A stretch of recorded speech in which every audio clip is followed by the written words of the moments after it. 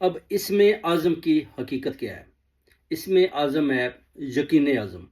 یعنی میں جانتا ہوں میرے ایک دوست تھے، ان کو ایک بوڑھی سی عورت پڑھانے آتی تھی.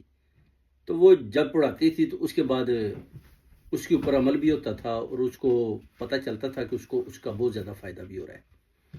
تو میں جب ادھر پہنچا ان سے پوچھا جی کہ یہ آپ کیا پڑھاتی ہیں؟ تو انہوں نے بولا جی کہ میں تو آپ جاننا چاہتے ہیں؟ تو انہوں نے بولا جی کہ میں تو اسم اعظم پڑھاتی ہوں. یعنی لوگ تسبیح کرتے ہیں اور طرح کے عمل بھی کرتے ہیں اور چیزیں پڑھتے ہیں، وہ کہتی ہے میں نے تو اس کو ہی گوٹا لگایا اسم اعظم کو اور میری ساری مرادیں پوری ہو جاتی ہیں.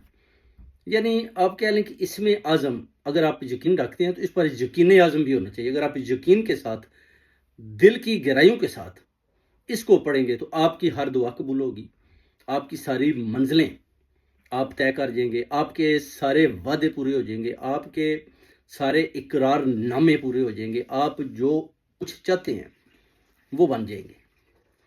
یعنی اس دعا میں اتنا اثر ہے، اگر آپ یقین کے ساتھ پڑھیں گے تو آپ کہہ لیں کہ آپ کو ہمیشہ ہمیشہ کے لیے